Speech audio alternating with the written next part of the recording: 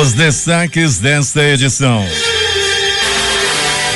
Ligação viária entre a área central e a zona sul estão com 80% das obras concluídas. Guardas municipais e agentes de trânsito vão poder ter aposentadoria especial. Prazo para a renovação do FIES é prorrogado. TSE desmente informação de quem perder o prazo da biometria terá de pagar multa de R$150. Polícia Federal cumpre agora mandados da 47ª fase da Lava Jato em 4 estados. Ministro do STF diz que decisão de soltar deputados cariocas é promíscua e vulgar. PEC que proíbe qualquer forma de aborto volta a ser discutida nesta terça-feira na Câmara. Peru inclui Camargo Correia, Queiroz Galvão e Andrade Gutierrez em caso de corrupção. Japão apoia a decisão de Trump de incluir Coreia do Norte em lista de países que patrocinam o terrorismo. Estados Unidos anunciam o fim de status de proteção temporária para 50 mil imigrantes haitianos. Operação Facho de Luz apreende 400 quilos de cocaína avaliada em 10 milhões no Rio Solimões. A droga vinha da Colômbia e Peru com 3 traficantes. Em Iranduba, a operação DNA da Polícia Civil prendeu uma família inteira envolvida com assaltos, homicídios e tráfico de drogas. Mulher morre em choque de carros da BR-174. Em outro acidente, homem morreu atropelado no bairro da Redenção. Motoqueiro fantasma executa homem com 5 tiros no Santo Antônio. O Jornal da Manhã começa agora, 5h48. Manaus amanhece de tempo instável depois da chuva localizada que começou a noite passada e entrou pela madrugada em toda a cidade, com ventos moderados e muitos trovões, como já previa o Centro de Previsão do Tempo e Estudos Climáticos do Instituto Nacional de Pesquisas Espaciais. O Climatempo prevê 10 milímetros de precipitação pluviométrica. O dia amanhece com 24 graus de temperatura e a máxima de hoje será de 33 graus Celsius. A umidade do ar é de 84%. Os ventos estão calmos, com 5 km/h de velocidade. Terça-feira, 21 de novembro. Dia da apresentação de Nossa Senhora. É também o Dia Nacional da Homeopatia, Dia Nacional do Compromisso com a Criança, o Adolescente e a Educação e o Dia Mundial da Televisão. Chegamos aos 325 dias do ano e faltam 40 para acabar 2017. A leitura do nível do Rio Negro em relação ao mar não foi atualizada e o último registro era de 18 metros e 71 centímetros. Mesmo com alguma nebulosidade e ventos de 7 km/h, o Aeroporto Internacional Eduardo Gomes está aberto para pousos e decolagens. Datas e fatos. Registros da história. 1962, a Bossa Nova era apresentada aos norte-americanos no Carnegie Hall, em Nova York, por João Gilberto, Tom Jobim e Carlos Lira. Em 1964, Pelé marca seu recorde de gols numa só partida. 8 gols no jogo, Santos 11, Botafogo de Ribeirão Preto 0. E voltando a 1823, entrava em vigor a primeira lei de imprensa do Brasil com rigorosos dispositivos de censura. 1986, decretado o Plano Cruzado 2. Em 1990 é lançado no Japão o videogame Super Nintendo. 5h51 em Manaus. Sejam todos bem-vindos ao Jornal da Manhã. E bom dia, Eduardo. Bom dia, Paulo. Bom dia, ouvintes. Policiais federais estão nas ruas na manhã desta terça-feira para cumprir 14 mandados judiciais da 47ª fase da Operação Lava Jato em cidades da Bahia, Sergipe, Santa Catarina e São Paulo. A atual fase foi batizada de SOTS e tem como principal alvo a investigação de empresas e sócios suspeitos de atuar em um esquema de repasses ilegais de uma empreiteira para um funcionário da Transpetro, que é uma subsidiária da Petrobras, em troca de contratos com a estatal. Os crimes investigados na operação são corrupção, lavagem de dinheiro, entre outros. O nome da operação, segundo a Polícia Federal, é uma referência a uma das empresas investigadas chamada Sirius. A estrela Sirius era chamada pelos egípcios de SOTS, explicou a corporação para justificar o batismo desta operação. 5h52. Os órgãos da Secretaria de Segurança Pública realizaram operações integradas em toda a capital entre a noite da última sexta-feira e a madrugada de ontem. Durante as ações policiais, 2 pessoas foram presas por tentativa de assalto a um ônibus e um adolescente foi detido por dirigir uma motocicleta roubada. Com as operações, 35 bares foram vistoriados, sendo 3 fechados e 5 notificados. 36 veículos foram apreendidos, outros 192 foram multados e uma pessoa foi detida por portar habilitação falsa falsa. Em torno de 8.000 pessoas foram abordadas nas barreiras de fiscalização montadas pelas forças policiais. Alberto Peregrini, um grave acidente aconteceu na 174, uma mulher morreu. Uma mulher morreu, Paulo, nesse acidente que uma Hilux colidiu na traseira de um caminhão, Paulo Guerra. O motorista, o rapaz que vinha dirigindo a Hilux, só teve ferimentos leves. A mulher, infelizmente, morreu na hora. No começo da madrugada, um acidente grave também, culminando com a morte de um homem que foi atropelado no bairro da Redenção, é isso, Pelegrini? Bairro da Redenção, Paulo. Atropelamento por volta de 21 horas. Esse homem não foi identificado ainda. Antes de morrer, ainda foi levado ao pronto-socorro João Lúcio, onde infelizmente acabou não resistindo aos ferimentos. O motoqueiro fantasma voltou a atacar e o que ele fez agora, Pelegrini? Muito bem, Paulo. No bairro de Santo Antônio, à noite de ontem, executou um homem conhecido como Tais. O Tais foi morto com 5 tiros. Após receber os tiros, ele ainda tentou se esconder, ainda Paulo Guerra, entrando assim na garagem de uma casa e acabou morrendo naquele lugar. Peregrini, como é que está o tempo aí na área onde vocês se encontram? Muito nublado, Paulo Guerra, nesse momento, nas proximidades do pronto-socorro João Lúcio. Ainda chuvisca um pouquinho, tempo nublado, com possibilidade de chuva para qualquer momento, Paulo Guerra. Pois é, a meteorologia já previa 10 milímetros de precipitação pluviométrica, também conhecida como chuva, e parte dela já caiu, Alberto Pelegrini, e mais deverá vir por aí.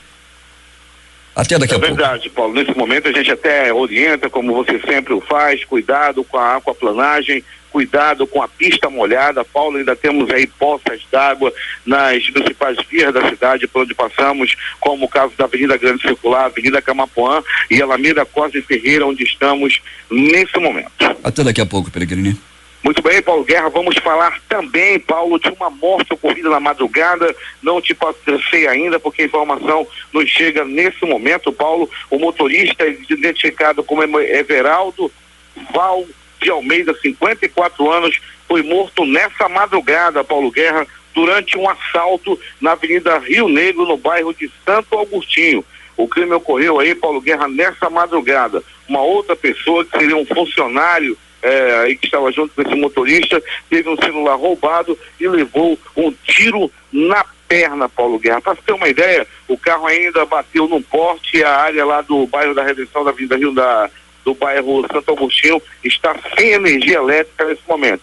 Operação para lá, operação para cá, Paulo, mas a criminalidade, o latrocínio, a morte de pais de família continua acontecendo na cidade e daqui a pouco levamos mais informações. Pelegrini, qual era o veículo, Pelegrini? Paulo, nós vamos trazer a informação daqui a pouquinho, estou apurando, possivelmente um ônibus ou um micro-ônibus, vou trazer a informação daqui a pouco direitinho. Eu já tenho a identidade da pessoa que morreu, que é o Everaldo Duval de Almeida, 54 anos de idade. Ele morreu aí, Paulo, com um tiro que lhe atingiu a cabeça. Daqui a pouco mais informações. Crime acontecido já nessa terça-feira, já nessa madrugada. É bandidagem que não respeita a vida, e um pai de família, um trabalhador da noite, um motorista foi morto de novo em Manaus.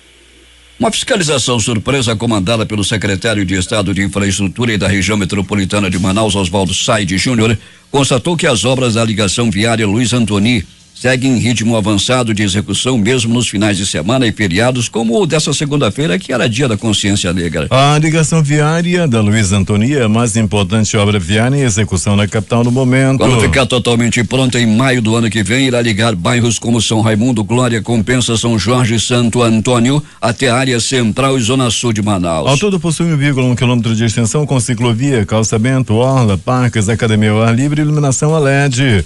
Hoje as obras estão 80% concluídas no seu primeiro trecho de 600 metros. De hoje até sexta-feira, o Ponto de Cultura Conexão Afro-Amazonas vai realizar o Saobona Mostra Afro-Amazonas, que vai reunir exposição fotográfica, oficina, roda de conversa, palestras e festa com o intuito de desmistificar as religiões de matriz africana ou afro-brasileira. As atividades acontecerão no Centro Cultural Usina Chaminé, de 17 às 21 horas, com entrada gratuita. 5 horas e 58 minutos, prestação de serviços do Jornal da Manhã. oportunidades de emprego. O posto do Cine Manaus, a ouvidoria municipal busca candidatos para 9 vagas de emprego a partir desta terça-feira. As oportunidades são para almoxarife, operador de empilhadeira, 2 vagas, gestor de pessoas, motorista de carreteiro, vendedor de automóveis, funileiro de veículos, auxiliar de cozinha e auxiliar de churrasqueiro. Os interessados devem comparecer ao posto do Cine Manaus da ouvidoria municipal na Afonso Pena, Praça 14, ao lado do Serviço de Atendimento Móvel de Urgência SAMU, a partir desta terça-feira, das 8 às 11 horas. O Conselho Regional de Nutricionistas, 7ª Região, abriu ontem as inscrições do concurso público para preenchimento de vagas de níveis fundamental, médio e superior. As vagas são para convocação imediata e cadastro reserva com salário de mais de R$3.000. O período de inscrições iniciou nesta segunda-feira e segue até o dia 2 de janeiro do ano que vem. A taxa de inscrição custa R$50 para o nível fundamental, 60 para o nível médio e técnico e R$70 para o nível superior. As inscrições estão sendo efetivadas no site da empresa organizadora, a Inas do Pará, Serviço de Concursos Públicos Limitado. O resultado do exame do líquido cefalorraquiano colhido de um paciente adulto de 44 anos internado em Manaus deu negativo para encefalite viral. A informação é do infectologista Antônio Magela, da Fundação de Medicina Tropical, Dr. Heitor Vieira Dourado, órgão vinculado à Secretaria de Estado da Saúde. Outros 2 casos suspeitos da doença estão sendo acompanhados na unidade de pacientes oriundos da comunidade de Itapira, no Rio Unini, no município de Barcelos, interior do estado. Temos informações de Manacapuru, José Alberto Zegdeg.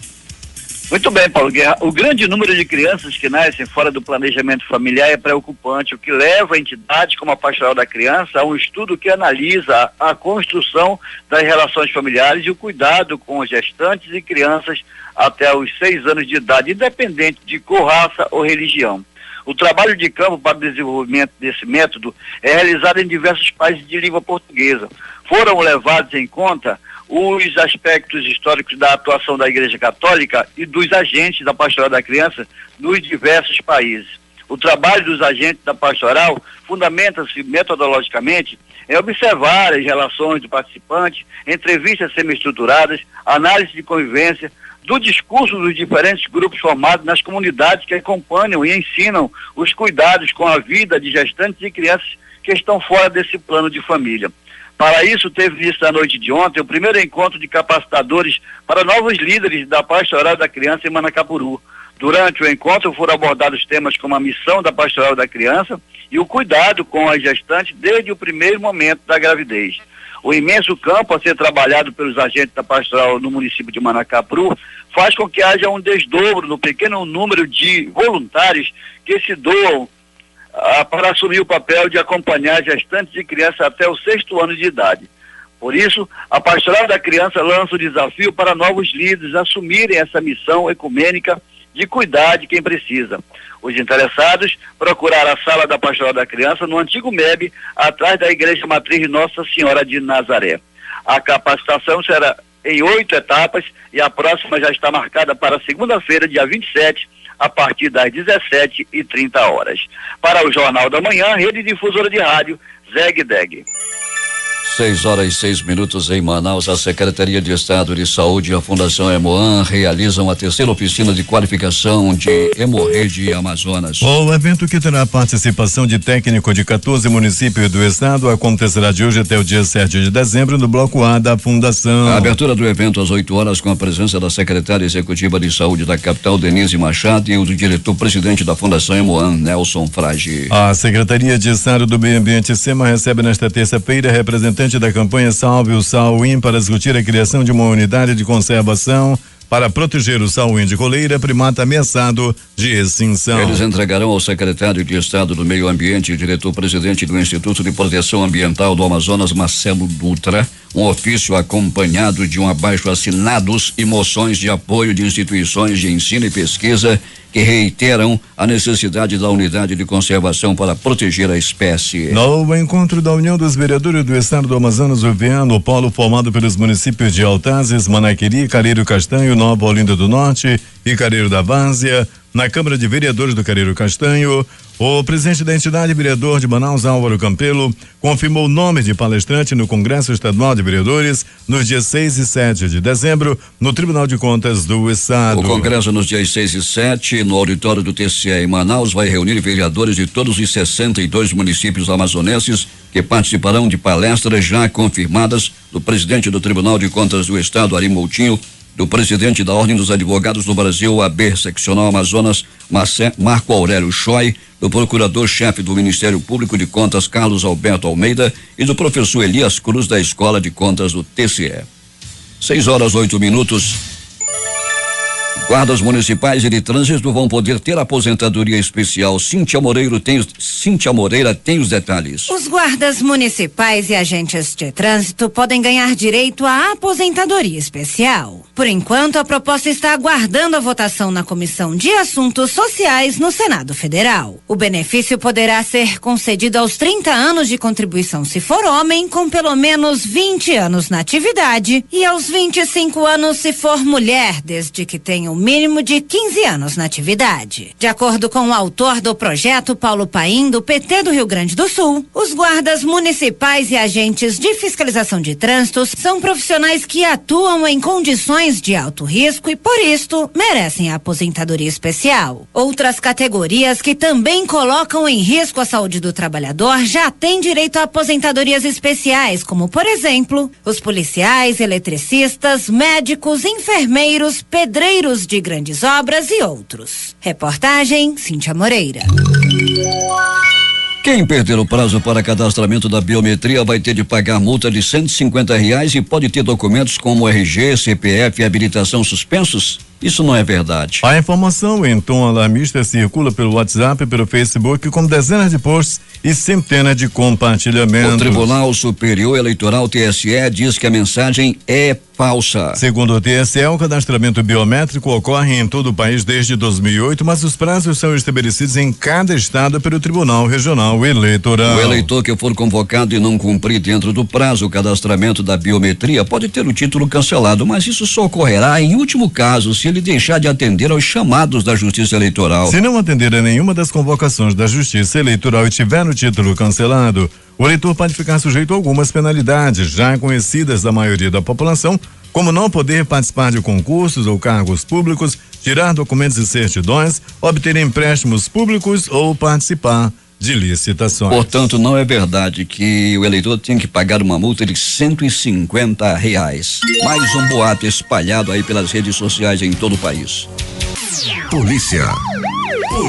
Polícia Faz operação DNA que resulta na prisão de vários membros de uma mesma família conhecida como os Oncinhas em Iranduba. Quem tem os detalhes é J. Rai. Paulo Guerra e Eduardo Silva, como a difusora informou em primeira mão no programa do companheiro Valdir Correa, a Polícia Civil do Amazonas deflagrou nas primeiras horas da manhã de ontem aqui em Iranduba a operação DNA, que resultou na prisão de vários membros de uma mesma família conhecida como os Oncinhas. A intervenção policial, que cumpriu 11 mandados judiciais de prisão e 6 de busca e apreensão aqui no município e em Manaus, respectivamente, teve o objetivo de combater o tráfico de drogas, roubos, furtos, receptações e homicídios que têm deixado a cidade cada vez mais intranquila. 50 policiais, entre civis, integrantes do Grupo Força Especial de Resgate e Assalto Fera, Departamento de Investigação sobre Narcóticos DENARC, Departamento de Divisão de Repressão ao Crime Organizado DRCO, além do Canil da Polícia Militar, participaram da operação, coordenada pelo delegado-geral adjunto Antônio Chicre Neto, com o apoio operacional do diretor de Polícia do Interior, delegado Matheus Imperatriz, e do titular da 31ª Delegacia Interativa de Polícia Civil aqui no município, delegado Fábio Ali de Freitas. Foram presos aqui em Iranduba Moisaniel da Silva Farias, de 23 anos, e Ariane Simões de Carvalho, de 22, marido e mulher, Kleber, em cuja casa foram apreendidos um aparelho celular e 20 trouxinhas de entorpecentes. Presos ainda Ana Carolina Sena da Silva, de 23 anos, Alex Alves da Silva, de 22, Rony Ramos da Silva, de 19, Rui Kleber Cavalcante dos Anjos, de 43, Reginaldo Simões de Carvalho, de 33, e foram apreendidos 2 adolescentes de 14 e 15 anos, respectivamente. Em Manaus, a polícia prendeu Jason Simões de Carvalho, de 27 anos, o Cara de Gato, Josinei Simões de Carvalho, de 30 anos, o Cuca, e o Arlasson Simões de Souza, de 28 anos, o Pica-Pau. O delegado-geral adjunto Antônio Chicre Neto, que antes de assumir o cargo foi titular da delegacia de Iranduba, disse que as prisões são resultado de 4 meses de investigações. Eles são acusados de vários crimes, tráfico de droga, furto, roubo, receptação, até latrocínio. Os oncinhas são bastante temidos aqui em Iranduba. O apelido vem do avô dos irmãos seu Pedro Onça, que era um homem de bem. O pai dos oncinhas, Jorge de Carvalho, ajudou a fundar o bairro Morada do Sol há cerca de 17 anos e foi presidente daquela comunidade. Jorginho Oncinha, como era conhecido, foi morto a pauladas há cerca de 3 anos.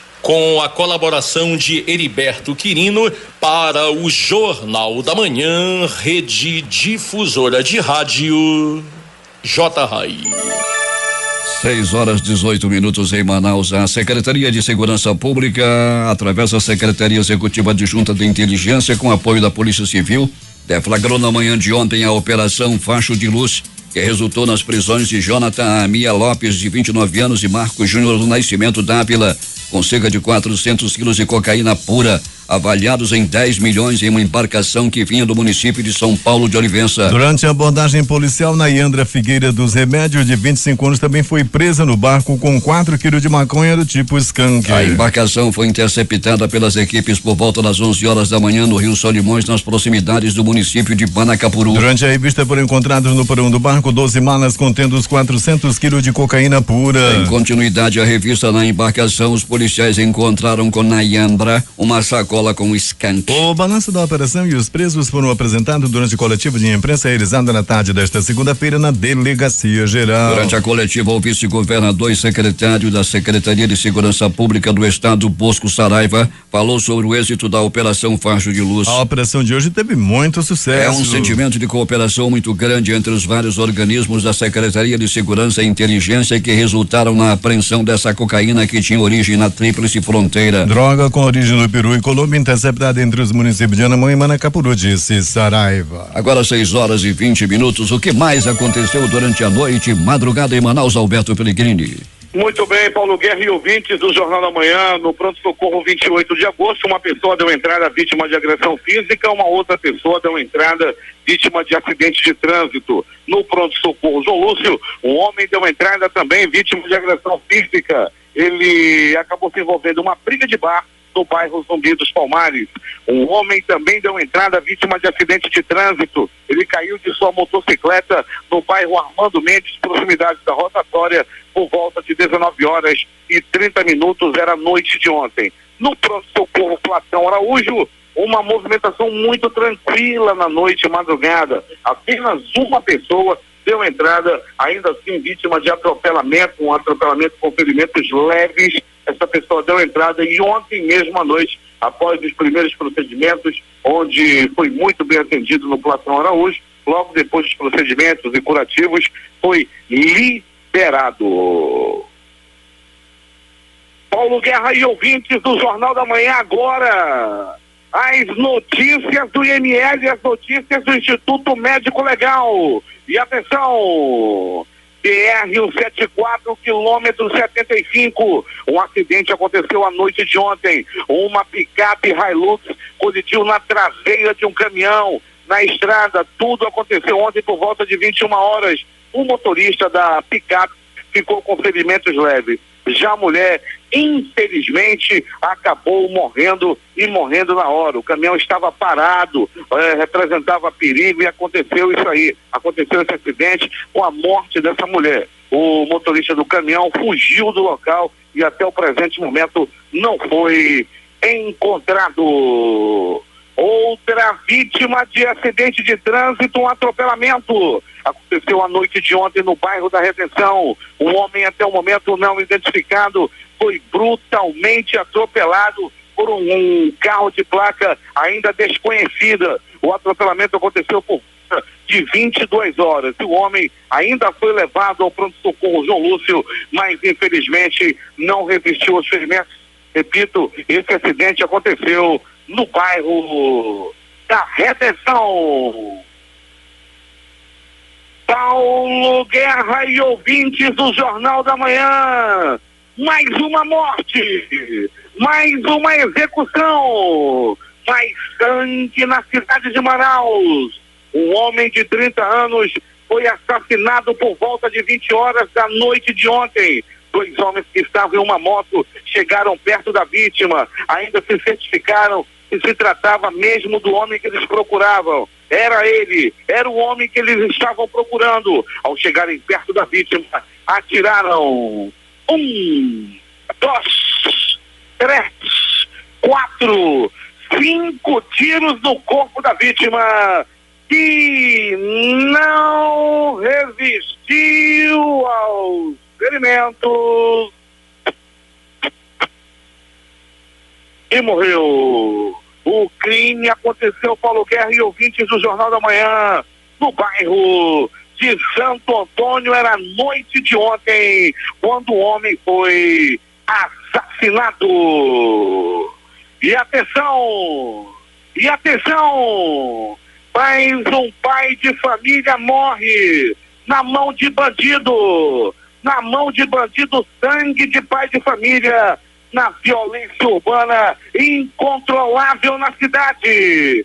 Paulo Guerra e ouvintes do Jornal da Manhã, o motorista do transporte especial que estava trabalhando em seu ônibus, levando trabalhadores para o distrito industrial. O motorista Everaldo Valde Almeida, de 54 anos, foi covardemente, foi brutalmente assassinado em um latrocínio na Avenida Rio Negro, no bairro de Santo Agostinho. Era a madrugada de hoje. Só estava um motorista e um funcionário de uma empresa do distrito industrial, de uma indústria do distrito industrial. Ele foi ferido na perna e o celular dele foi levado. Os bandidos fugiram. A empresa do ônibus assaltado é a empresa PMS. E atenção, Paulo Guerra e ouvintes do Jornal da Manhã, os funcionários do transporte especial, juntamente com seu sindicato, na pessoa do presidente Enoque e do Gabriel, prometem uma grande manifestação na cidade, pedindo maior segurança ao transporte especial. É mais um motorista, é mais um profissional do volante, é mais um pai de família que morre na mão de bandidos na cidade, e dessa vez foi no bairro de Santo Agostinho. O Instituto Médico Legal realizou nas últimas 24 horas 70 exames de corpo de delito. E essas foram as notícias da noite e madrugada. A reportagem foi de Alberto Pellegrini para o Jornal da Manhã. Loteria. Aqui na concurso 4.535 acumulou dezenas sorteadas 29, 35, 44, 53 e 62. Vamos repeti-las. 29, 35, 44, 53, 62. A quadra saiu para 208 apostadores, cada um vai levar R$1.708 e mais 84 centavos. O terno teve 4.424 apostas ganhadoras com premiação de R$120 e 81 centavos. Quem fez o Duque? 110.790 apostadores, cada um leva R$2,65. A Loto Fácil no concurso 1588 sorteou as dezenas 01, 03, 04, 05, 07, 09, 10, 11, 14, 15, 17, 20, 21 22 e 23. 15 acertos, 4 apostas, cada uma leva R$332.240.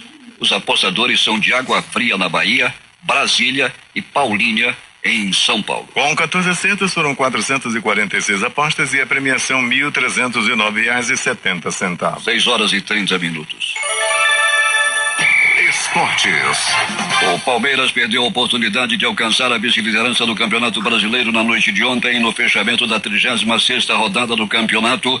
Atuando na ressacada, o Verdão sofreu 2 gols por falhas defensivas, reagiu, mas acabou derrotado por 2-1 pelo Avaí. Para o Leão, o triunfo apresenta novas esperanças de se salvar do rebaixamento. A torcida do Fluminense respirou aliviada ontem com a vitória de 2-0 sobre a Ponte Preta no Maracanã. Com resultados, cariocas chegaram a 46 pontos e afastaram de vez o risco de rebaixamento. Do outro lado, os campineiros seguem na zona da degola com apenas 39 pontos. Os gols foram de Douglas e Dourado, que é o artilheiro do Brasil na temporada. O técnico Abel Braga disse ontem, após a partida contra a Ponte Preta, que seu futuro no Fluminense vai depender do presidente do clube. Abel está sendo pretendido, entre outros clubes, ser Internacional e pelo Palmeiras. Liga dos Campeões tem jogos hoje. Às 17h45 jogam Sevilha e Liverpool. Na mesma hora, Manchester City e Feyenoord. E também Apoel e Real Madrid. Prazo para a renovação do FIES é prorrogado. Quem tem os detalhes é Cíntia Moreira.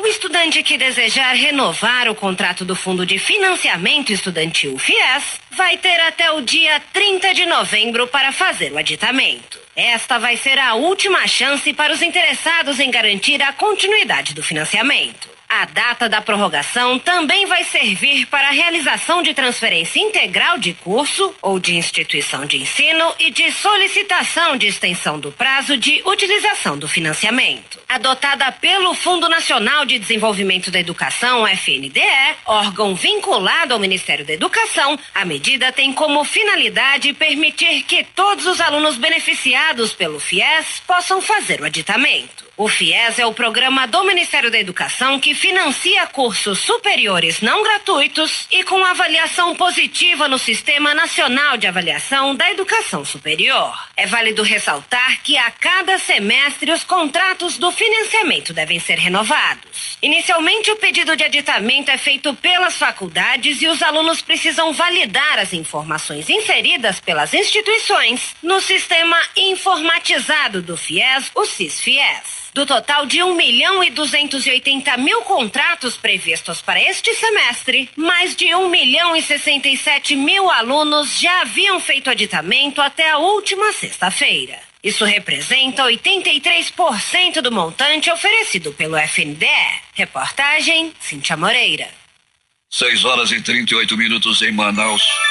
O aumento do número de empregos formais em outubro foi puxado pelos setores de comércio, indústria, de transformação e serviços. De acordo com o número do Cadastro Geral de Empregos e Desempregados CAGED, divulgados ontem pelo Ministério do Trabalho, 76.599 vagas foram criadas no mês passado. O resultado de outubro é o melhor do ano até agora. O comércio foi o setor que mais se expandiu no último mês, com 37.321 novos empregos formais, dos quais 30.187 no comércio varejista. A balança comercial registrou superávit de $700 milhões na terceira semana de novembro. As exportações ficaram em $3,705 bilhões e importações em 3,004 bilhões. Os números foram divulgados pelo Ministério da Indústria, Comércio Exterior e Serviços. Em novembro, as exportações somam $9,952 bilhões e as importações 7,435. O saldo positivo de $2,517 bilhões de dólares. As exportações totalizam 193,418 bilhões de dólares e as importações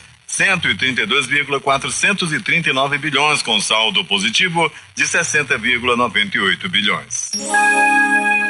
Analistas do mercado de trabalho estimam que a indústria do petróleo vai ajudar a produzir 500 mil de empregos nos próximos 5 anos, principalmente por causa do pré-sal. A Anvisa publicou ontem um registro do medicamento genérico acetato de abiraterona, que é utilizado no tratamento de pacientes com câncer de próstata metastático resistente à castração, em combinação com os medicamentos prednisona ou prednisolona. De acordo com a lei dos genéricos, a aprovação do medicamento deve reduzir os custos do tratamento, pois os medicamentos genéricos devem entrar no mercado com valor pelo menos 35% menor que o do produto de referência.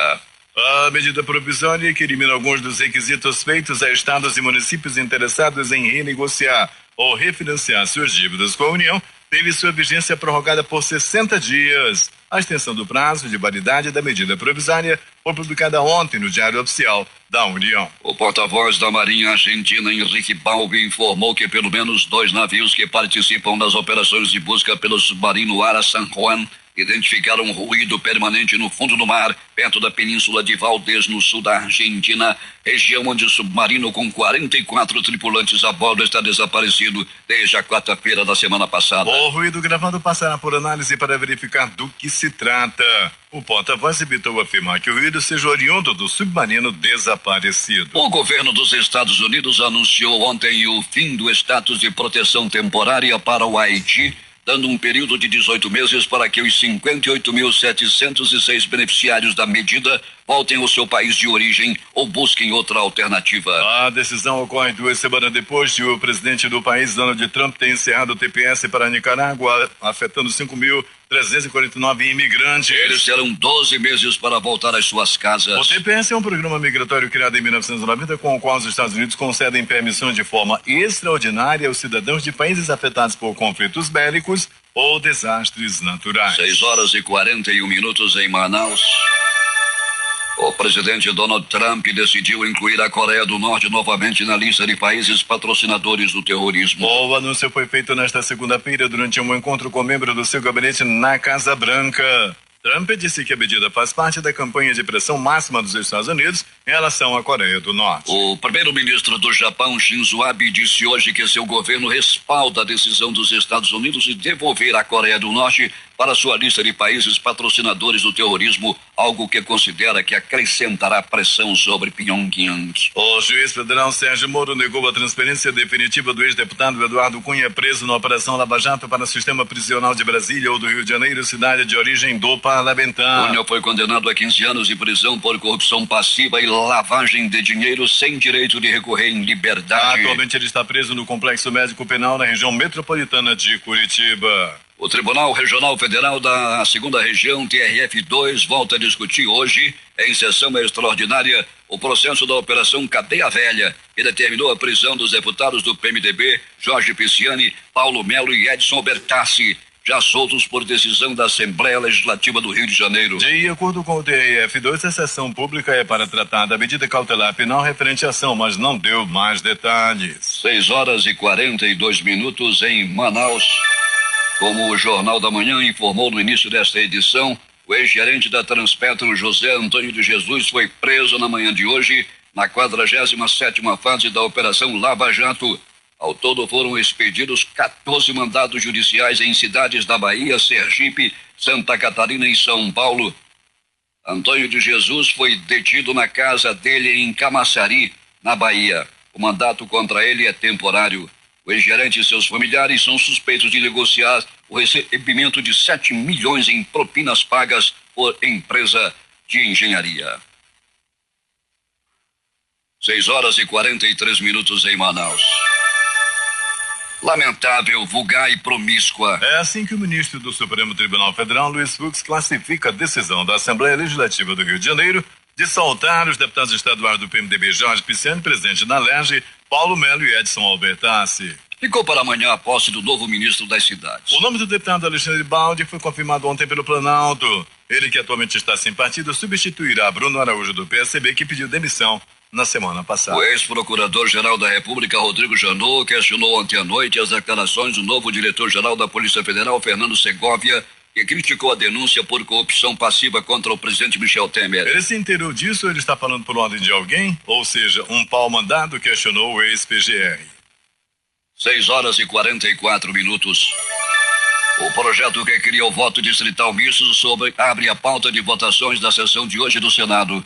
De autoria do senador Eunício Oliveira, do PMDB do Ceará, a proposta tramita em regime de urgência junto com mais 2 projetos. O projeto institui o sistema distrital misto para as eleições dos deputados federais, estaduais, distritais e vereadores. De acordo com o texto, estados e municípios serão divididos em distritos e os eleitores terão direito a 2 votos. Um para o candidato específico do seu distrito eleitoral e outro para um partido de sua escolha. Dessa forma, parte das vagas em disputa será preenchida por representantes distritais, sistema majoritário, e a outra a partir das listas de candidatos ordenadas pelos partidos. Nesse último caso, O que decidirá os vencedores é a votação proporcional de cada partido. Um sistema desenvolvido pelo Conselho Nacional de Justiça vai reunir as informações processuais e pessoais de todos os presos sob custódia, permitindo que o cidadão saiba precisamente quantos presos o país tem, onde eles estão e por que motivo estão encarcerados. É o Banco Nacional de Monitoramento de Prisões apresentado nesta segunda-feira pela presidente do Supremo Tribunal Federal, Carmen Lúcia. O sistema já foi implantado em Roraima, onde 100% dos custodiados pelo Estado estão incluídos nesse cadastro. De acordo com a ministra, a plataforma será estendida no dia 6 de dezembro aos estados de São Paulo e Santa Catarina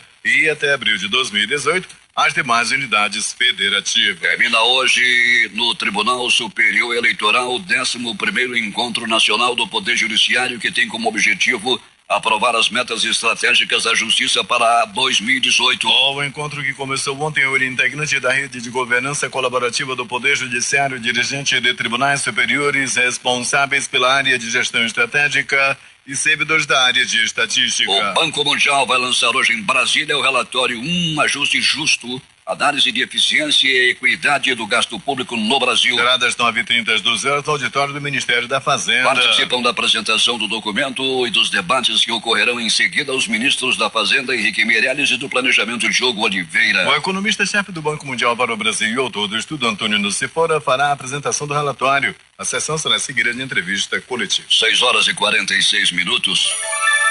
As certidões de nascimento, casamento e óbito passam a ser diferentes a partir desta terça-feira. O Conselho Nacional de Justiça, CNJ, mudou os registros que passaram a conter, entre outras coisas, o número do CPF. A intenção é a de que o documento se torne o número de identidade civil único. Outra mudança é que os documentos passam a levar o termo filiação e não mais o termo genitores. De acordo com o governo, é possível o recém-nascido ter 2 pais, 2 mães, uma mãe e 2 pais e assim por diante. O mesmo vale para casais que tenham optado por técnica de reprodução assistida, como é o caso da barriga de aluguel e da doação de material genético. Todas as mudanças passam a valer em todo o Brasil. Nas certidões de óbito, o lançamento de todos os documentos permitirá o cancelamento automático dos documentos do falecido pelos órgãos públicos, contribuindo para a diminuição de fraudes.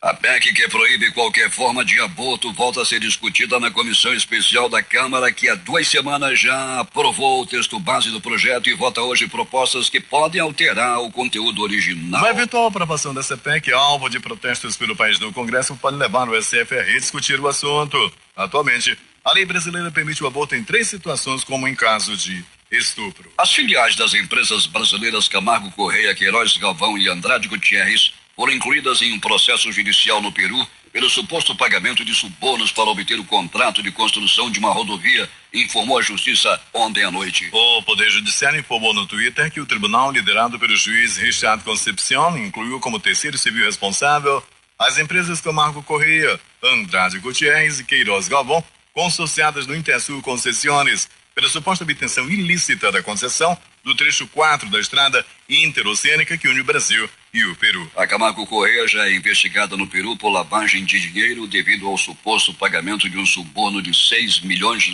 ao então presidente Alejandro Toledo, que foi presidente entre 2001 e 2006, para ganhar a licitação. Seus bens no país estão congelados.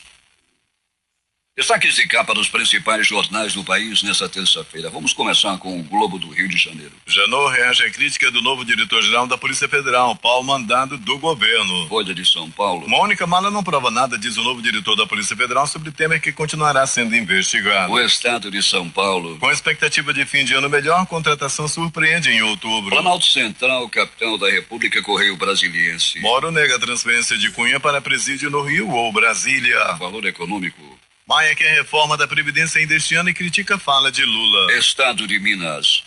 Animal na pista causou um acidente com van que deixou 3 mortos em Minas. Recife, Jornal do Comércio. TRE decide que PMDB de Pernambuco terá de devolver 420 mil aos cofres públicos. Diário do Nordeste, Fortaleza. Mortes no trânsito em Fortaleza diminuem e chegam ao menor patamar nos últimos 15 anos. Porto Alegre, 0 hora. 97 presos seguem mais de um mês no pátio do Presídio Central de Porto Alegre. O Brasil Econômico. O governo reviu o orçamento e libera 593 milhões em emendas ao Congresso. Edições impressas locais que chegam à nossa redação, a crítica. Assaltos, homicídios e tráfico. Uma família inteira presa em operação. Em tempo. 10 milhões em cocaína. Participaram desta edição reportagens José Alberto Zegdeg, Cíntia Moreira, J. Rai e Alberto Peregrini.